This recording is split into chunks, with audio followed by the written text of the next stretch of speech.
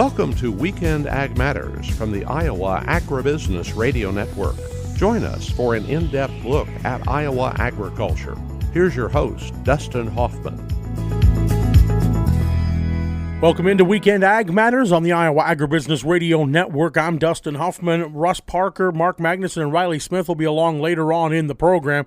Right now, it is time to go through some of the stories we've been following this week. The Senate Ag Committee failed to advance its farm bill a Thursday afternoon after Democrats rejected the Republican proposal in an 11-10 vote, leaving the legislation without a clear path forward. Committee Chair John Bozeman recessed the markup after negotiations broke down over changes to the Supplemental Nutrition Assistance Program. Democrats insisted on a 2-year delay before states begin sharing SNAP benefit costs, while Republicans offered a 1-year delay.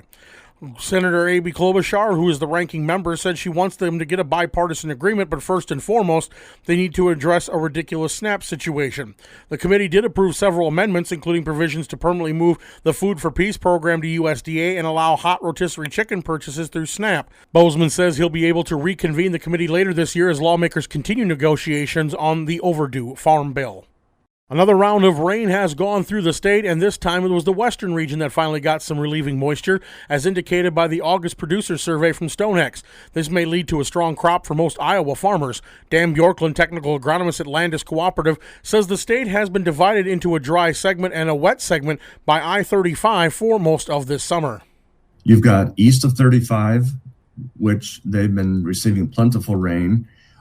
You've had rain maybe along the 35 corridor, and in some cases, in that Ames-Slater area up towards Ankeny, we know we've had somewhat too much rain at times.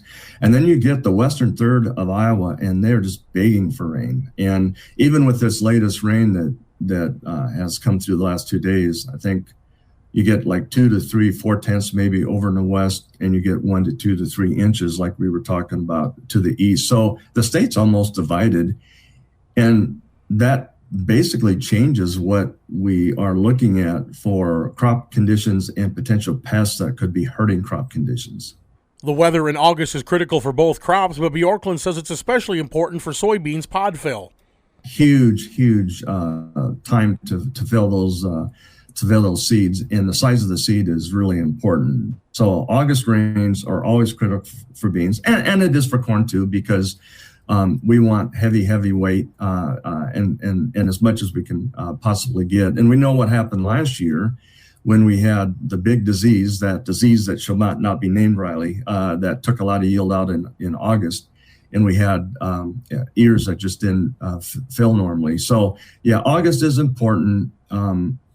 Getting that timely rain, and then not having, 95 to 100 degree temperatures, which it seems like it's been more west of us in Nebraska and in the Dakotas. We've had a few days like that, but fortunately, you're right, even in the west, the fields still look fairly good. They're holding in there, but I think a couple inches of rain would be just really helpful for the west. Even though the disease pressure is lighter than last year, Bjorklund says that does not mean farmers can skip on crop scouting. And on that topic of disease pressure, it has been lower this year in Iowa than in 2025, especially as we look at southern rust. However, farmers still have their hands full dealing with disease pressure as familiar threats like tar spot are being found. Michael Fosdick of Pioneer says that although southern rust has not been as widespread across the state as last year, it's still an issue that growers are dealing with in localized instances. Certainly southern rust hit a lot of headlines last year. That was a disease that in Iowa we don't experience every year as early as we saw it. So that one's certainly been a disease that a lot of farmers have had top of mind, and making sure that they don't miss that opportunity to spray like they might have last year in certain scenarios because of how aggressive it got to be. But the key thing is this year, the disease progression has been significantly slower than 2025, when it comes to tar spot or southern rust. Even though it's been identified, it's been fairly isolated so far in 2026. One of the biggest keys that Fosdick says farmers must keep top of mind is that learning from each growing season is important, but that no two growing seasons are exactly alike. And finally, average value of U.S. cropland has climbed above $6,000 per acre for the first time, underscoring the resilience of farmland prices despite weaker farm income and tighter profit margins. New data compiled by the USDA NASS service show average cropland values reached just over $6,000 per acre in 2026, extending a multi-year trend of rising land prices. The USDA reported that farmland values have continued to appreciate since 2021, driven by limited land available for sale, strong farm balance sheets, and investor demand. Economists say that this has come even as lower commodity prices and higher production costs have pressured producer returns. But economists also caution that future appreciation may be hard to come by. And that's going to do it for our news headlines here on Weekend Ag Matters. Russ Parker in now with his faith-based food for thought. I recently spent a little bit of R&R on a personal trip to South Dakota. South Dakota is home to a lot of my wife's family, and towns like Mitchell and Wessington Springs, Pierre, Sturgis, Box Elder, and Rapid City aren't just dots on a map, but they're places where family members lived, worked, raised families, and called home, and some still do. Driving across South Dakota, I was reminded just how different one person's idea of home can look from another's. The state stretches roughly 400 miles east to west, and in the east, agriculture is everywhere. Corn, soybeans, sunflowers, and hay, even grain sorghum. Moving west, the landscape opens into huge grasslands and cattle country, and then comes the Badlands and eventually the Black Hills. And as we drove through some of those wide-open areas, I found myself wondering about the people who lived there generations ago. How did settlers survive? How did the indigenous people endure the elements and unforgiving seasons? And what made people call this place home? Maybe that's because home isn't necessarily the most beautiful or comfortable place. Home is where life happens. Years ago, I visited Israel and remember being struck by a similar contrast. Northern Israel, near the headwaters of the Jordan River, can be lush, green, and beautiful. Travel south toward the Dead Sea, and the landscape becomes much more dry and rugged. And yet, that's where people lived, and that's where Jesus went. Jesus went where life was happening, into towns and villages, into people's workplaces, even into their homes. In Luke 19, Zacchaeus climbed a tree just to see Jesus as he passed through Jericho. And Jesus looked up, stopped, and said, "Zacchaeus, come down immediately. I must stay at your house today." Jesus didn't tell Zacchaeus to meet him somewhere else. He didn't tell him to straighten out his life first. He said essentially, "I'm coming to your house." Our homes and our lives aren't always lush and green either, are they? Sometimes they're beautiful and comfortable. Other times they're dry, difficult, and messy. But that's where life happens. That's home. And Jesus has always been willing to go where people live, to sit at their tables, walk their streets, share in their lives, and meet them right where they are.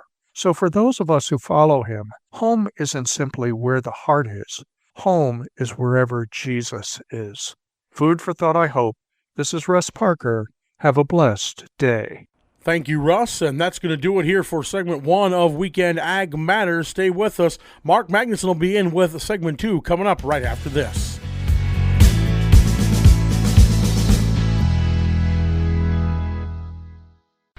Get in the fair spirit at the Iowa State Fair and save before you go. The countdown is on to the Iowa State Fair, and now's the time to plan ahead. With advance admission tickets, lock in your visit before you arrive and step into 11 days of live music, fair traditions, incredible food, and summer moments you look forward to all year long. Save $5 now. Advance tickets are available now at iowastatefair.org, on the app, and at participating Iowa Hy-Vee and Fairway stores. Celebrate fair spirit at the Iowa State Fair. August 13th through the 23rd.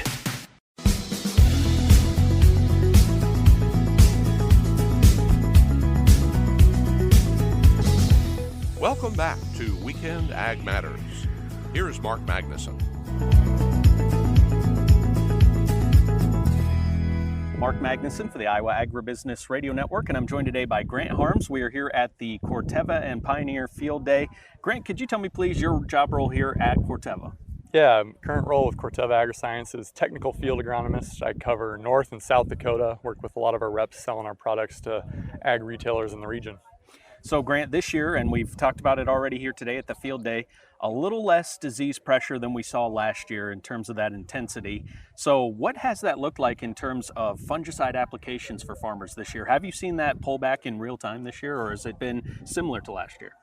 Well, I'd say when you're looking specifically at southern rust, we've had basically our fungicide timing models are way different year over year. You know, if you look at 2025, southern rust was here, it was prolific, it was a concern.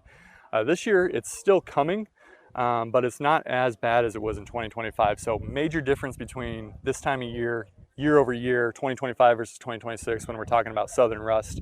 But you know, I think people aren't necessarily pulling back on fungicides because fungicides still, it's a preventative way to treat your corn or your soybeans from future issues that may come. So I wouldn't say people are pulling back, but when you look at southern rust specifically, maybe that second application may not happen this year.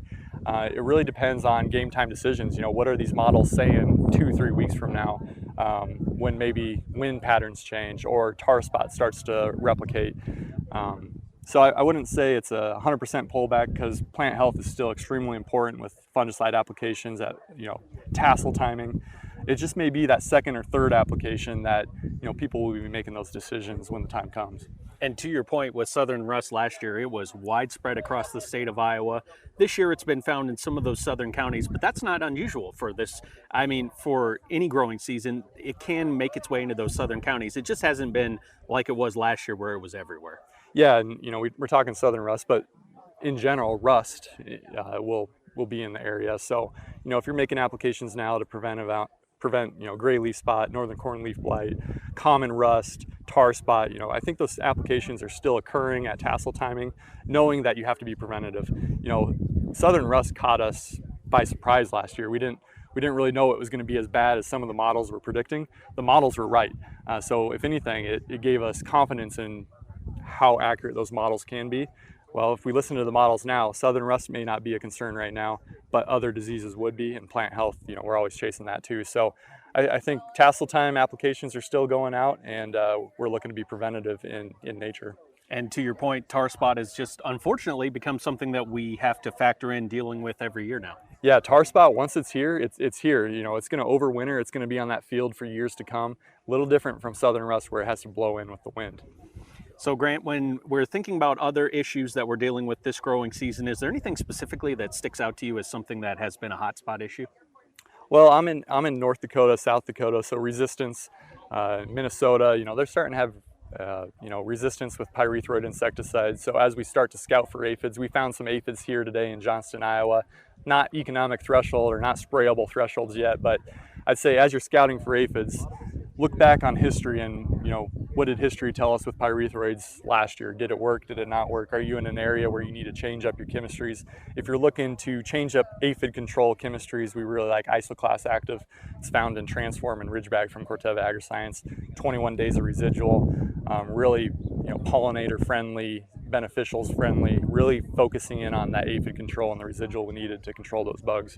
And with those insects, do I have it correct that they are similar to some of the weeds and disease that we see in terms of the environmental conditions can affect what insects we're dealing with year to year? Isn't that the case? Yeah, a couple of the calls I've had recently or sprays going out within the last 7 days have actually been for spider mites. So, you know, while we're talking aphids that may come, you know, with August rains or with August cooler temperatures, right now, I'd say spider mites in some of these drought-stressed areas or low rainfall areas are kind of the talk. So you might have some hot spots, you might be bordering some fields, but currently, I'd say Japanese beetles, spider mites are the talk. Grant, is there anything else you'd like to let our Iowa viewers, our Iowa listeners know about when it comes to anything that you think is an important message to get across to them, or just anything that you're excited about with Corteva right now? I'd say, you know, we appreciate your business. We appreciate, you know, the support over the years. Corteva Agriscience, we're always going to be a company that wants to bring new, novel technology to the marketplace. A lot of these technologies have been around for 20, 30 years. Nature always finds a way to overcome some of these technologies, and we want to be one step ahead of those resistant types of situations. And then water quality, you know, protecting Iowa water quality with below ground stabilizers like Instinct and N-Serve. We can really keep that ammonium molecule in the ammonium form where the plant can utilize it and not lose it to volatile or a denitrification or leaching. So we're really proud of the N-Serve and Instinct product products, and we think it could help solve some of the situations that we're dealing with today with water quality. He is Grant Harms with Corteva Agriscience. Grant, thanks so much for the time here today. Really appreciate it. Have a great rest of your week. You too. Thank you. Thank you to Grant Harms of Corteva Agriscience for joining today's episode of Weekend Ag Matters. I had the chance to speak with Grant at the Corteva Agriscience Field Day here in Johnston, Iowa. Coming up next on the show, Riley Smith will visit with Dan Bjorklund of Landis Cooperative, get the latest agronomy update from around the state of Iowa. You're listening to Weekend Ag Matters on the Iowa Agribusiness Radio Network. Visit us online anytime at iowaagnet.com.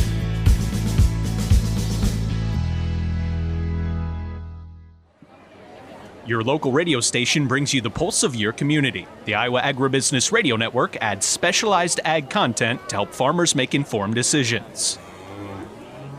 From county fairs to national ag news, we're here to tell the story of agriculture to everyone who needs to hear it. Together, we deliver a blend of local community and ag industry-focused information that rural Iowa relies on every day. This message from your friends at the Iowa Agribusiness Radio Network. Welcome to Weekend Ag Matters from the Iowa Agribusiness Radio Network. Join us for an in-depth look at Iowa agriculture. Here's your host, Riley Smith. Riley Smith, Iowa Agribusiness Radio Network, and I'm here right now with Dan Bjorklund, technical agronomist with Landis Cooperative for our biweekly agronomy update. And Dan, it's been a little bit rainy actually to start off this August. What have you been seeing for the crop conditions across the state? Oh, it's really good to be with you again, Riley. You know, it hasn't changed much. This pattern that we've been in seems like the whole month of July and now heading into August is you've got east of 35, which they've been receiving plentiful rain. You've had rain maybe along the 35 corridor, and in some cases, you know, in that Ames, Slater area up towards Ankeny, we know we've had somewhat too much rain at times. And then you get the western third of Iowa, and they're just begging for rain. And even with this latest rain that has come through the last 2 days, I think you get like 2 to 3, 4/10 maybe over in the west, and you get 1 to 2 to 3 inches like we were talking about to the east. So the state's almost divided, and that basically changes what we are looking at for crop conditions and potential pests that could be hurting crop conditions. And a live update from my grandparents in Audubon, 1.5 inches this morning. So hopefully a little bit of relief heading that way through western Iowa. But yeah, like you said, it's been very dry over there so far. You know, with that dryness, you mentioned the crop conditions still kind of maintaining status quo, but could we at a certain point, especially here in this August, start to see things maybe turn a little bit sour? August is really critical. When you look at soybeans, huge time to fill those seeds, and the size of the seed is really important. So August rains are always critical for beans, and it is for corn too, because we want heavy weight and as much as we can possibly get. And we know what happened last year when we had the big disease that shall not be named, Riley, that took a lot of yield out in August. And we had ears that just didn't fill normally. So yeah, August is important, getting that timely rain, and then not having, 95 to 100 degree temperatures, which it seems like it's been more west of us in Nebraska and in the Dakotas. We've had a few days like that, but fortunately, you're right. Even in the West, the fields still look, fairly good. They're holding in there, but I think a couple inches of rain would be just really helpful for the West in the next 2 weeks. Now, Dan, last time we talked, about a handful of counties had that disease, southern rust, and we knew that it would spread eventually. How many counties are we up to now, and what is that disease pressure looking like, specifically from the rust side of things? Because like you mentioned last year, it took over fast and it hit hard. There's around 22 counties, and mostly right along the 35, counties, 35, Boone and Polk, and along that line, all the way east. That's where most of the rust has been. I've been in several fields. I did find rust over by Jefferson last Friday, so it was a little bit west of there. Found some in Calhoun County just 2 days ago. What I'm seeing is lighter levels than they were last year, especially in the west. In the east, you can find it a little bit more easily, but it just does not seem to have progressed as the disease that was in 2025. There is tar spot. There are even more counties of tar spot. It all comes down to conditions. Tar spot likes it cooler and wetter, which we haven't been really cool. Rust likes it hot and wet. I think the thing about the southern rust, Riley, is it all depends upon when those spores come up from the south. And I think they were earlier last year than they were this year. That does not mean that because it's August 5th, we forget about scouting our corn and soybeans for disease, because a lot of corn, especially in the eastern part of the state, was planted later. It was planted the first week or two in May because they couldn't get in April, which means that it's farther behind. And we need the whole month of August with this corn staying healthy to fill correctly. You'd mentioned before we got going here today that it feels much more this year like a, what do I kind of say, a comprehensive pressure from several diseases as opposed to one big disease hitting the crops. How does that kind of change the strategy for this year? Obviously with southern rust, yes, it was the one big pressure, but you can tell when it's there, it's the one thing to look for. When you have a bunch of diseases who are adding a lot of pressure, how does that change a scouting strategy? Well, I have always looked at the 46 years that I've been doing this. I've always looked and I coined a phrase, with the previous company about 20 years ago. And I said, what we were really looking for was the total field stress load. And what I meant by that is you might have one stress that is an insect that's causing 3 or 4% damage in a field. You might have a disease coming in that's taking another 3%. You might have heavy weed pressure in an area where you weren't able to get weed control, and all of a sudden you've got 3 or 4 stresses, and they're adding up, 3-4% at a time, and you've got real stress and real yield impact. To me, then you need some kind of a system that is really, really accurate at identifying those stresses. And I use Sky Scout. It's our new technology. We use satellites, drones, planes, and I'm going on an acre by acre basis. I'm trying to determine what is going on in each acre, and is there anything I can do to correct a stress if I find it. So I think having a very, very finely tuned scouting program, which Sky Scout helps for me, it's almost impossible to take an 80 and to walk that entire field, either a producer or an agronomist. But if you have imagery from that field that says, hey, in this northwest corner, something is going on there, then you have a better chance of finding out where those stresses are and then maybe doing something about them. So when you get that imagery from Sky Scout, exactly how much detail and data are you able to get from that? There are about 8 different images. One of them is called thermal, and it basically takes the temperature of the field.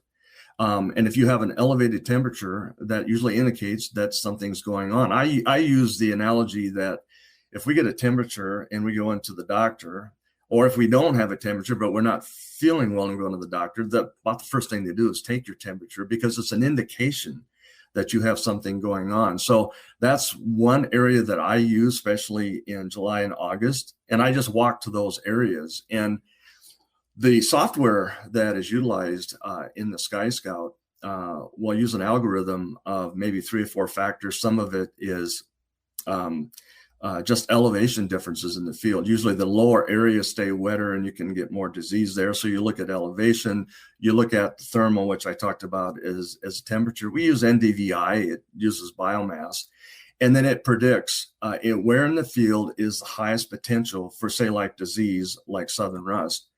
And I just walk to that area and that's what I scout. It saves so much time, Riley, and it's been really effective in the last 2 years. And how user friendly is Sky Scout? I mean, is this something that can be accessed from pretty much anywhere? Is there a specific way to go about it? How does that work? Well, I'm a baby boomer. And so I think from a technology standpoint, I learn a lot from my grandkids as far as some of the new apps that we have out there. Sky Scout is very simple, and I use it quite a bit. But I'll pull up my dashboard. I'll have alerts of fields that are entered into Sky Scout that have subscriptions, and I'll just look at the areas basically that are indicated in that field. Drive to the field.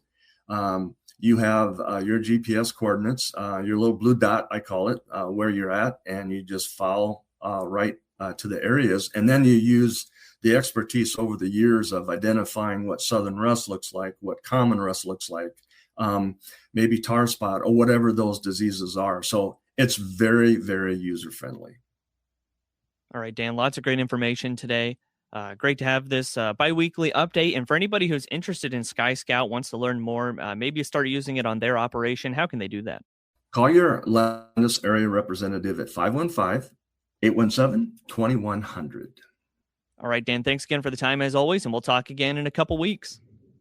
Yeah, it'll be interesting to see if nothing has really blown up past then we'll start talking about how are these ears failing. I'm seeing some areas where we've had some pollination issues. That might be interesting.